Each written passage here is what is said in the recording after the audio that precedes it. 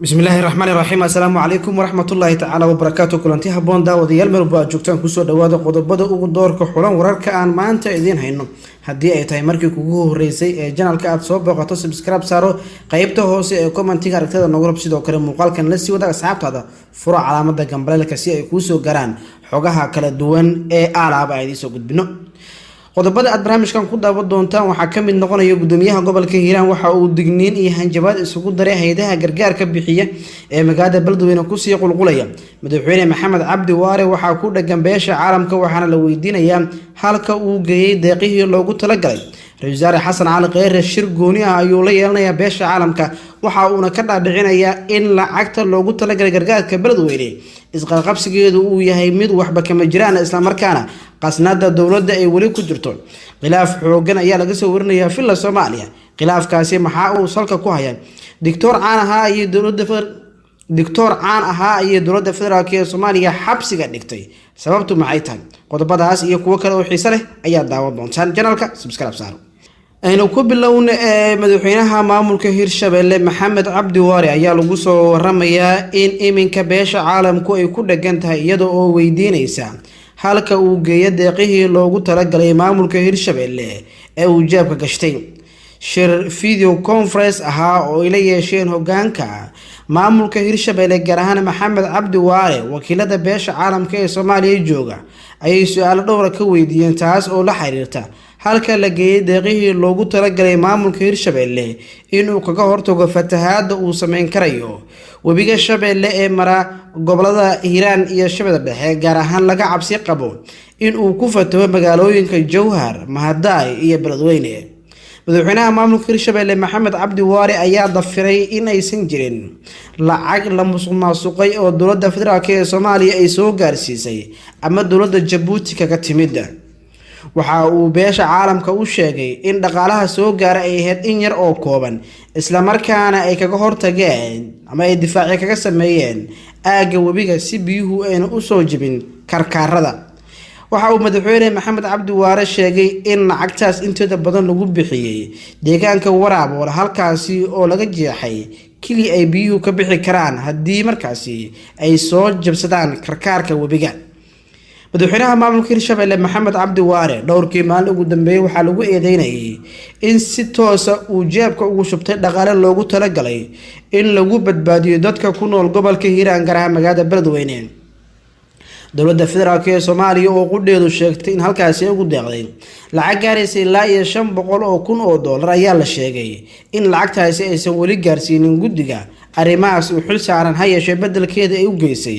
jawaano carro lagu shubi karo si markaasi biyaha ay u celiyaan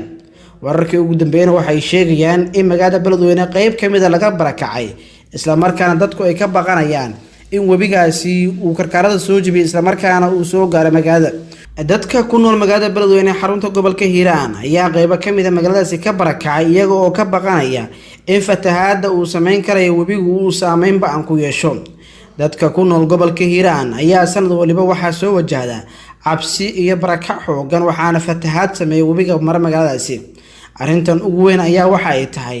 in dawladda federaalka ee Soomaaliya ayna iska xil saarin qaabkii looga hortagi lahaa fatahaada uu sameynayo wabigu maamulku hogaamiye madaxweyne Maxamed Cabdi Waare ayaa dhowr jeer oo hore waxa lagu eedeeyay in fatahaadaha uu sameynayo wabiga Shabeelle uu ka geysanayo gobolada Hiiraan iyo Shabeelle Dhexe ee maamulka Hirshabelle ay yihiin kuwa joogto ah taasna u wacan tahay ka warqab la'aanta deegaanka iyo dadka halka ku nool dawladda federaalka ee Soomaaliya dhowr jeer oo hore waxa ay ku celcelisay in ay doonayso in ay ka hortagto sidii wabigaasi ugu fatahi lahaa magaalooyinka laga cabsi qabo inuu fatahaada ku sameeyo guddi ay u xil saartay qaarkood ayaa shaqo joojin sameeyay kadib markii ay waayeen gunooyinkii ay ku shaqeynayeen ama tasiilaadkii u baahnaayeen taas ayaa waxay u wacneed in wabigu uu fatahaad xoogan sameeyo maamulka Hirshabelle waxa uu hadda sameynaya dadaal uu ku doonayo in wabiga biyaha ka soo bixi kara uu celiyo kadib markii dhaqaale badan lagu bixiyay taasi oo la aaminsan yahay in jeeb shakhsiyaad ay ku dhacday gudoomiyaha gobolka Hiiraan Cali Jayte Cismaan waxa uu digniin iyo hanjabaad u diray hay'adaha samafalka ka shaqeeya ee ku sii qulqulaya magaalada Beledweyne ee xarunta gobolka Hiiraan gudoomiyuhu waxa uu sheegay in hay-adahan ay doonayaan in ay ka macaashaan dadka danyarta ah isla markaana ay ku qayliyaan magaalada Beledweyne waa laga barakacay webiga ayaa ku fatahay iyo warar lamid ah. waxa uu sheegay in barakac uusan ka jirin magaalada isla markaana dadka ugu baaqayo in ay si nabdoon oo xasilooni ku dheehantahay u joogaan oo ay ku dadaali doonaan in biyaha ay celiyaan iyagoo adeegsan doono difaacyo adag oo biyaha loo dhigi doono. waxa uu uga digay hay-adaha in dadka ay barakiciyaan iyaga oo markaasi eegaya dana u gaar ah oo shilimaad la xiriira. waxa uu sheegay in haddii ay ku arkaan hay-ad barakicinaysa dadka isla markaana ka dhaadhicinaysa inay barakacaan oo diloodka ay tagaan ay xabsiga u taxaabi doonaan oo ayna aqbali doonin warkooda.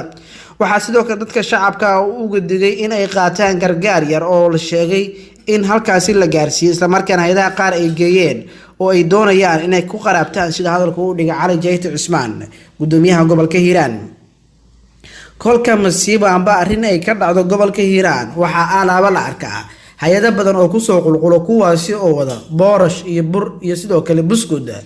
waxaana ka hortagi doonaa in dadka ay ku barakiciyaan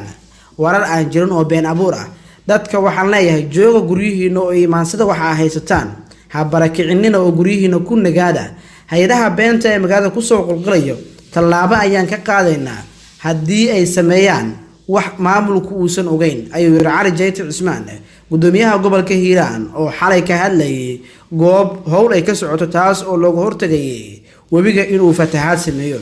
gudoomiyaha gobolka Hiiraan ayaa iminka waxa uu dadaal xoogan ku bixinayaa sidii magaalada Beledweyne aan looga barakici lahayn isla markaana dadka shacabka ay ugu sii nagaalahaayeen. inta badan mas'uuliyiinta salsare ee maamulka Hirshabelle gaar ahaan kuwa gobolka Hiiraan ayaa waxa ay ku baaqaan dadku inay joogaan magaalada ha yeeshee dadka ayaa ka baqanaya in webigu uu soo fataho oo khasaaro xoogan u gaarsiiyo sida dhacday dhowr jeer oo hore. madaxweynaha dowladda federaalk ee Soomaaliya Maxamed Cabdullaahi Farmaajo iyo Ra'iisul Wasaare Xasan Cali Khayre ayaa lagu waramayaa iminka in uu soo kala dhexgalay madmadow xoogan kaas oo la xiriira in madaxweyne Farmaajo iyo Ra'iisul Wasaare Xasan Cali Khayre ay kala furo doonaan laba xisbi oo isbarbar yaaca. madaxweyne Farmaajo ayaa u sheegay Ra'iisul Wasaare Khayre in uusan furo karin wax xisbi ah isla markaana xisbigoodu uu yahay nabad iyo nolol kaasna ay la shirtigi doonaan. Xasan Cali Khayre oo hami xoogan uu ka hayo kursigu hadda ku fadhiya madaxweyne Maxamed Cabdullaahi Farmaajo ayaa la filayaa in bilaha fooda inagu soo hayo uu ku dhawaaqo xisbi ka madax bannaan kan nabad iyo nolol kaas oo yeelan doono magacyada ammaano iyo adeeg iyo kuwa kale oo la mid ah. waxaana taasi ay sababtay in madaxweyne Maxamed Cabdullaahi Farmaajo la taliyaashiisu ay jeediyaan talooyin la xiriira in xilka qaadis degdeg lagu sameeyo Ra'iisul Wasaaraha.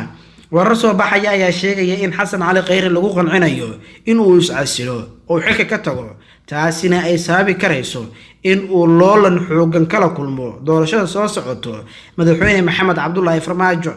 arrintan ayaa waxay sababi kartaa in mugdigii iyo qilqilaafkii la qarin jiray uu banaanka u soo baxo isla markaana la arko laba garab oo ay u kala jabtay xukuumadda nabad iyo nolol taasi oo hadda halhayska iyo duulaankooda u adag uu yahay isma khilaafno waan isla joognaa waan isla dhamaysan doonaa. warar kale oo soo baxayana waxa ay sheegayaan in Ra'iisul Wasaarihii hore ee dalka Cali Maxamed Geedi loo magacaabi doono Ra'iisul Wasaare haddii Xasan Cali Khayre uu meesha ka baxo. madaxweyne Maxamed Cabdullaahi Farmaajo ayaa u ballan qaaday Cali Maxamed Geedi inuu Ra'iisul Wasaare ka dhigayo haddii uu meesha baneeyo Xasan Cali Khayre. lama hubo in Ra'iisul Wasaare Khayre uu aqbali doono codsiyada loo soo jeedinayo kaasi oo ah in uu xilka ka digo ama uu ka baaqsado inuu xisbi ku dhawaaqo. waxaa tani ay lafdhabarka jabi kartaa dadaaladii uu waday Ra'iisul Wasaare Xasan Cali Khayre uu ku doonayay in uu ku hanto kursiga madaxtinimo ee dalka. madaxweyne Maxamed Cabdullaahi Farmaajo ayaa dhankiisa waxa uu bixinayaa dadaalo xoogan.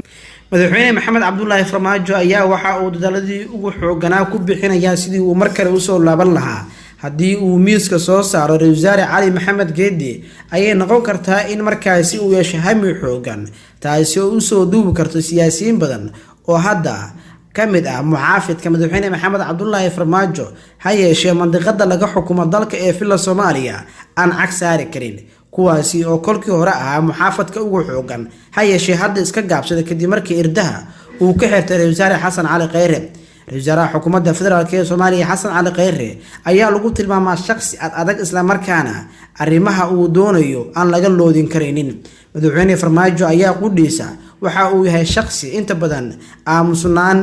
ku xaliya waxyaabaha uu doonayo oo lagu tilmaamo qunyar socod.